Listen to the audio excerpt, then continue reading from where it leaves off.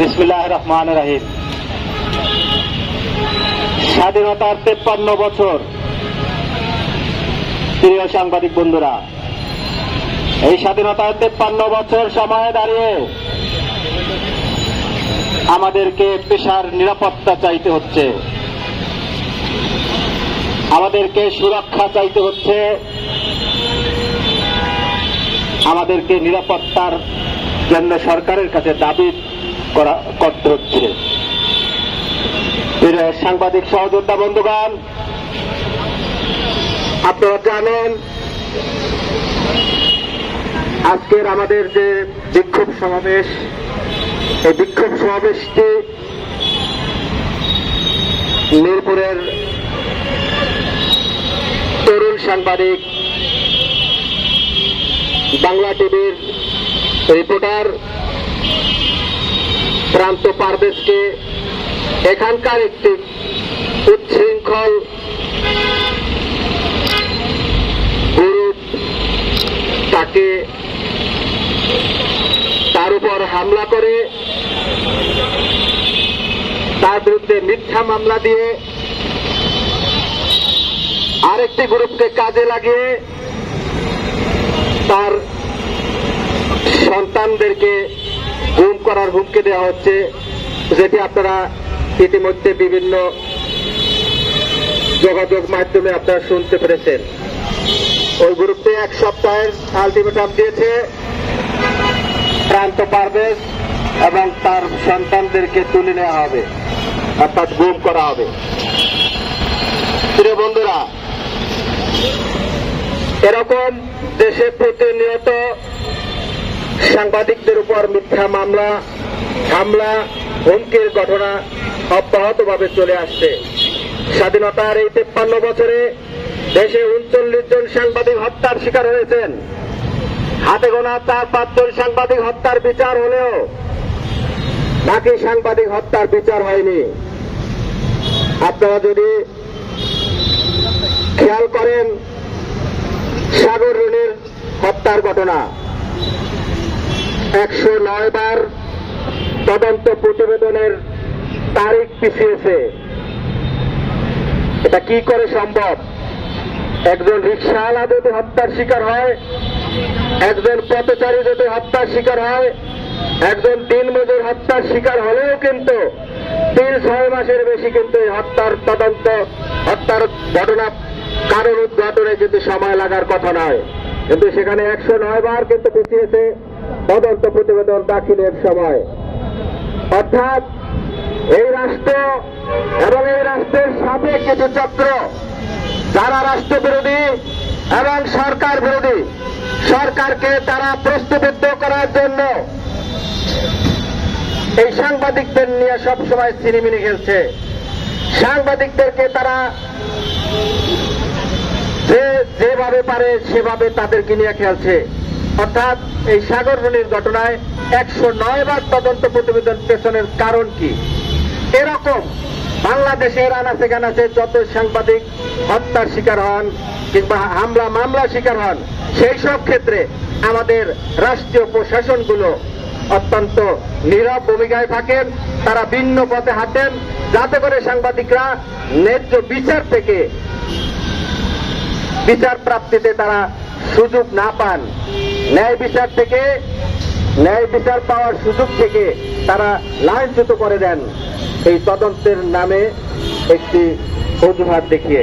প্রিয় বন্ধুরা, সময় এসেছে এদেশের দুর্নীতির বিরুদ্ধে, এদেশের অন্যায় অত্যাচারের বিরুদ্ধে এদেশের সাধারণ জনগণ কিন্তু রুখে দাঁড়িয়েছে। আমরা সাংবাদিকরা এই সমাজের নানা অন্যায় অনিয়মের বিরুদ্ধে সেই 1952 সাল থেকে 1969-এর গণ অভ্যুত্থান, 71-এর মহান মুক্তিযুদ্ধ সহ সকল আন্দোলন সংগ্রামে এদেশের সাংবাদিকরা অগ্রণী ভূমিকা পালন করেছে। রাষ্ট্রের চতুর্থ স্তম্ভ হিসেবে এদেশের সাংবাদিকরা তারা পেশাগত দায়িত্ব পালন করতে গিয়ে তারা এদেশের বিভিন্ন শ্রেণী পেশার মানুষ দ্বারা বিভিন্নভাবে হয়রানি এবং ক্ষতিগ্রস্ত শিকার হচ্ছে।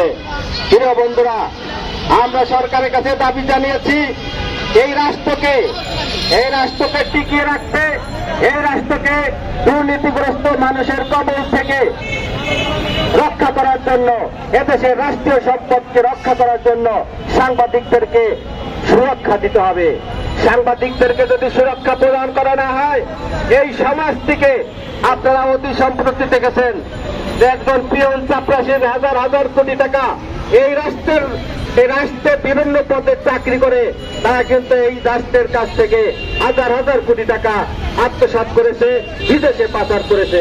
অর্থাৎ বঙ্গবন্ধুর এই সোনার বাংলাদেশকে এই দুর্নীতিবাজরা, এই ঘুষখোররা এটিকে একটি তলাবিহীন জুড়িতে পরিণত করতে চাচ্ছে। এরা কারা? এরা রাষ্ট্রবিরোধী, এরা সরকার বিরোধী এবং বঙ্গবন্ধু সোনার বাংলাদেশকে যাতে প্রতিষ্ঠা লাভ করতে না পারে তার জন্য এই দুর্নীতিবাজরা হাজার হাজার কোটি টাকা এই রাষ্ট্রের কাছ থেকে তারা কিন্তু কক্ষিগত করে নিচ্ছে। আর একমাত্র সাংবাদিকরা বিনা বেতনে রাষ্ট্রের অত্যন্ত প্রহরী হিসাবে তারা এই সকল অন্যায়, অত্যাচার, ঘুষখোর, দুর্নীতিবাজদের মুখোশ উন্মোচন করতে সক্ষম হয়েছে। বন্ধুরা, আপনারা ঐক্যবদ্ধ থাকবেন, আপনারা ঐক্যবদ্ধ থেকে সাংবাদিকদের দাবি, অধিকার এবং মর্যাদা রক্ষায় আপনারা কাজ করবেন। আমরা দেখেছি বিভিন্ন সময় সাংবাদিকরা হামলা মামলার শিকার হলে ওই সাংবাদিক বন্ধুর পাশে থাকা বন্ধুরা তার বিপদের সময় পাশে আসেন না। এটি আমাদের পেশার জন্য, আমাদের ঐক্যের জন্য বড় ধরনের হুমকি। প্রিয় বন্ধুরা, আমরা ঐক্যবদ্ধ থেকে সাংবাদিকদের দাবি, অধিকার এবং মর্যাদা রক্ষার এই সাংবাদিক সুরক্ষা আইন, যেটি আমরা গত 28 জুন জাতীয় প্রেস ক্লাবের সামনে আমরা 3 মাসের আলটিমেটাম প্রদান করেছি। জাতীয় সংসদকে আগামী 3 মাসের মধ্যে সাংবাদিক সুরক্ষা আইন প্রণয়ন করতে হবে। আগামী 3 মাস অর্থাৎ 29 সেপ্টেম্বরের মধ্যে যদি সরকার এবং রাষ্ট্র এই সাংবাদিকদের সুরক্ষার জন্য সাংবাদিক সুরক্ষা আইন নামে একটি আইন প্রণয়ন না করে, তাহলে 29 সেপ্টেম্বরের পর সারা দেশের সাংবাদিকদের সাথে নিয়ে আমরা আন্দোলন সংগ্রাম করব। আমরা যে কোনো মূল্যে এই সাংবাদিক সুরক্ষা আইনটি প্রণয়ন করিয়ে ছাড়বো ইনশাআল্লাহ। প্রিয় বন্ধুরা, অনেক সময় হয়ে গেছে, আপনারা দীর্ঘ 2 ঘন্টা ধরে এই মানববন্ধন কর্মসূচি এবং বিক্ষোভ সমাবেশ এখানে উপস্থিত হয়েছেন। যে সকল বন্ধুরা এখানে উপস্থিত হয়েছেন তাদের সকলকে আমার প্রাণপ্রিয় সংগঠন বাংলাদেশ মফস্বল সাংবাদিক ফোরামের পক্ষ থেকে অনেক অনেক শুভেচ্ছা এবং বিপ্লবী সালাম প্রদান করছি। আর যে সকল বন্ধুরা আপনারা আজকের এই মানববন্ধন বিক্ষোভ সমাবেশে অংশগ্রহণ করেননি নানা কারণ দেখিয়ে, আপনাদের প্রতি বিনীত অনুরোধ করব, সাংবাদিক নির্যাতনের বিরুদ্ধে, সাংবাদিকদের হামলা মামলার বিরুদ্ধে আপনারা সবসময় পাশে থাকুন। আপনাদেরও এরকম ঘটনার সম্মুখীন হতে পারে। তাই আমি বিনীত অনুরোধ জানাবো, সাংবাদিক নির্যাতনের বিরুদ্ধে আপনারা সকলে ঐক্যবদ্ধ থাকবেন। যে কোনো মূল্যে আমরা সাংবাদিক সুরক্ষা আইন প্রণয়ন করে ঘরে ফিরে যাব ইনশাআল্লাহ। সবশেষ এই সাংবাদিক প্রান্ত পারভেজের ঘটনা, এটি সারা দেশে একটি আলোচিত ঘটনা। আমরা স্থানীয় পুলিশ প্রশাসন এদের নিকট বিনীত অনুরোধ জানাবো, আপনারা সুষ্ঠু তদন্ত করে এই প্রান্ত পারভেজকে এই মামলা থেকে অব্যাহতি দেবেন। যদি অব্যাহতি দেওয়া না হয় তাহলে আজকে যেভাবে এখানে প্রতিবাদ সমাবেশ গড়ে তোলা হয়েছে, এরকম প্রতিবাদ সমাবেশ প্রয়োজনে আমরা সারা বাংলাদেশে 64 দিনের আন্দোলন সংগ্রাম করে তুলতে বাধ্য হব। বন্ধুরা, তাই কোন সাংবাদিককে অন্যায়ভাবে আপনারা হয়রানি করবেন না। এই ঘটনার শুরু থেকে, প্রান্ত পারভেজের ঘটনার শুরু থেকে অদ্যাবধি কোথায় কখন কি হয়েছে আমি প্রত্যেকটি ঘটনা আমি জেনেছি। পুলিশের ঘটনাকে আমি প্রশ্নবিদ্ধ একটি ঘটনা হিসেবে উল্লেখ করতে চাই। যেখানে সাংবাদিক প্রান্ত পারভেজ আহত হয়েছে, সেখানে প্রান্ত পারভেজ পুলিশের বরাবরের থানায় অভিযোগ দাখিল করেছে। সেখানে ওসি কিভাবে বলেন যে আপনি মামলা করলে প্রতিপক্ষ মামলা করবে, এতে কি ওসির দায়িত্ব, পেশাগত দায়িত্ব সুলভ কোনো বক্তব্য এটি হতে পারে না। তাই প্রিয় বন্ধুরা, জানেন যে প্রতিনিয়ত হামলা মামলা শিকার হচ্ছে। গতকালকে আমাদের এই মিরপুরের একজন নারী সাংবাদিক শাহিন, তাকে তিতাস গ্যাসের এক কর্মকর্তা তাকে 12 মিনিটের বক্তব্যে প্রচণ্ডভাবে তাকে মানসিকভাবে হ্যারেস করা হয়েছে, তাকে হুমকি দেওয়া হয়েছে, তাকে বেঁধে পিটানো।